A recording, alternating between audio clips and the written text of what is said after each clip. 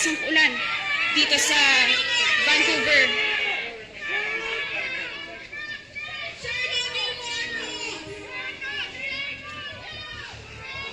Sorry.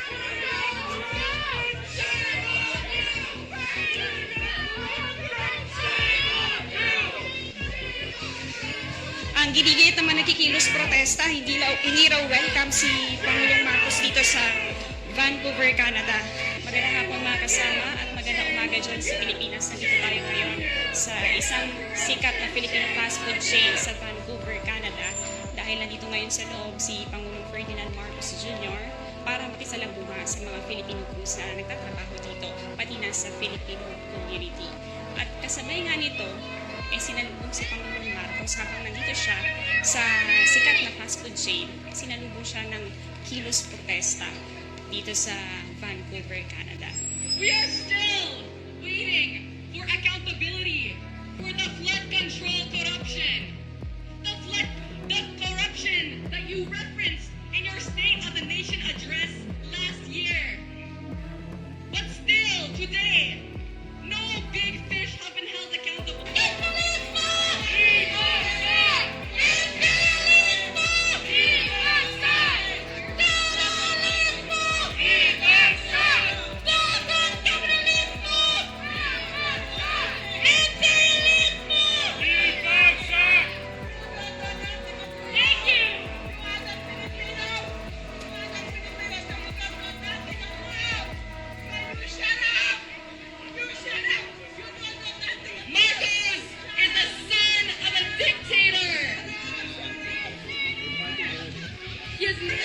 Ayan mga kasama, lumabas na si Pangulong Ferdinand Marcos Jr. ng Jollibee Store. Kasabay nito nagsilabasan yung mga nakikilos protesta dito sa Vancouver, Canada. Kasabay rin ng kilos protesta nila at na-event ni Pangulong Marcos, malakas ang ulan dito sa Vancouver.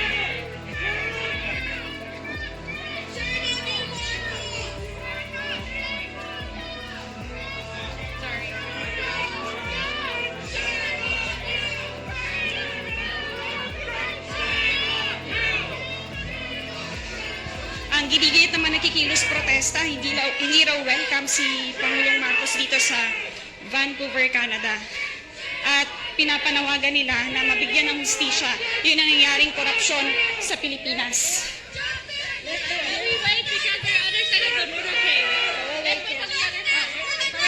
Hanggang dito sa paglalakad ni Pangulong Marcos, sinusundan siya ng mga nakikilos protesta.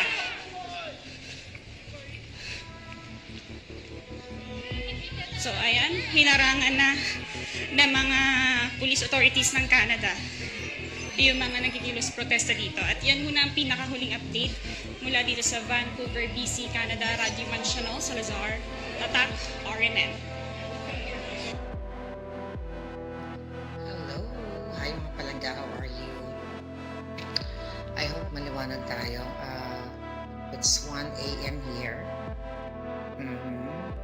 Sa tayo nagmamaganda ng madaling araw. Siyempre nakita nyo na, diba? Trending ang mga bangag. Trending si Clarissa Taratara. Pinagmumura sa Vancouver ng ating mga palangga. Oh my God, nakaganti na ang taong bayan sa bunganga niyang sinungaling. Napanood yun, diba? So, i-play natin dahil talaga namang nakakatuwa.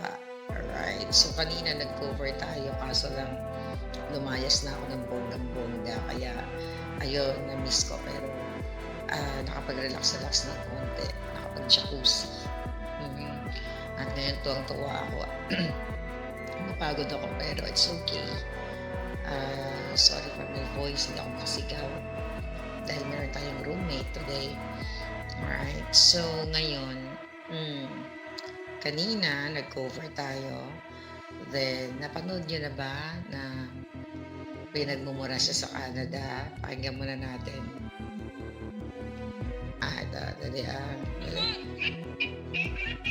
Ito. As in, grabe, nakakatuwa. thank you sa mga kababayan natin. Makikita mo talaga na kinarma at nakaganti na kayo. Dahil akala ni Clarissa Taratara, above the law, lagi silang bend the law. Dahil syempre nga naman, sa Pilipinas, kapag minura nyo itong mga putang ina nito, or sigaw-sigawan nyo, baka nakasuhan na ng non-bailable case ang ating mga kababayan just to express freedom of speech. Okay, panoorin muna natin. I think ito.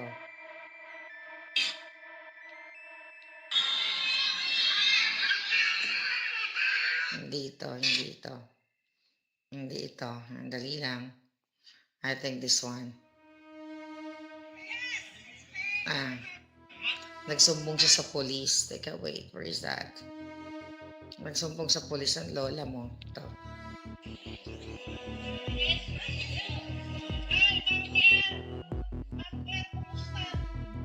Akala niya po kami.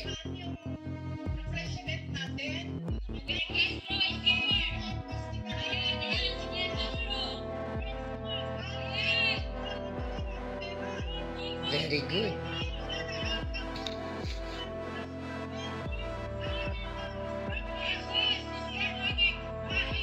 Buti nga, utang ina mo, buti nga sa'yo. O, diba? Dapat sinapak siya ng megaphone. Ang sarap. Ang sarap. O, diba? O, mangyak-ngyak ang bruha.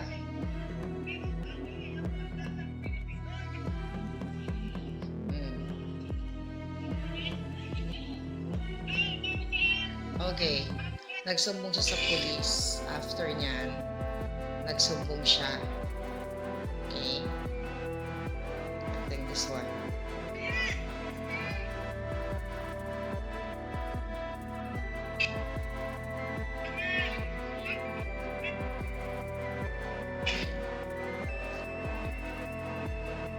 Okay. Ito.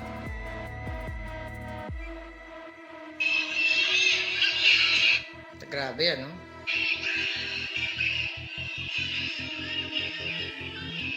Yan yung mga grupo natin dyan.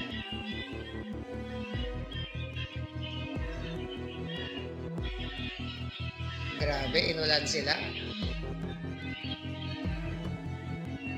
Then, eto, nagsumbong siya ng police. Very good, mga kababayan.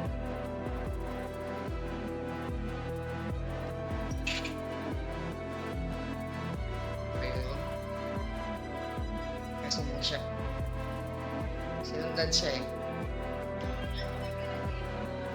Shame on you, Claire and my Claire. Shame on you, Ate Claire and my Claire.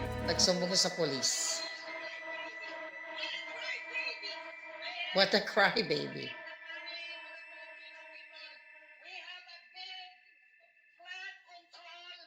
Oh, di ba? Ano problema ng putang inan to? Oh, dinedma siya ng... Okay.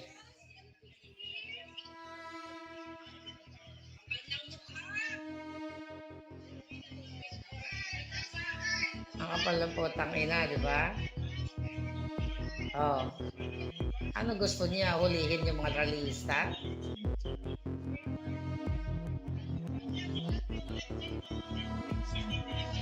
Yeah. They are free to say what they want. Oh. Harassment.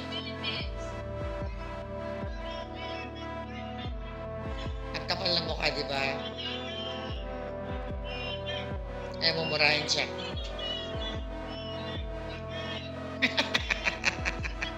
Pangit, pangit. Oh, sarap. Ang sarap. Sarap pakinggan. Anyways, yun, napanood yun, di ba? Ang sarap pakinggan. Okay, alam mo, kung sa Pilipinas yun, baka may kaso na lahat ngayon. Kasi, undeclared martial law na nga. Kung sa Pilipinas yun, available case pa kayo. ang sarap ng feeling. Okay? Na minura yung utang ay ng sinungaling. Alright? Buti nga, yung mga kababayan natin napigil pa na, na hindi siya hampasin ng megaphone. Nakaganti na kayo palangga. Akala niya siguro magpapapicture yung ating mga kababayan. Right? So ngayon, nagpa-interview siya. Pakinggan natin yung interview niya.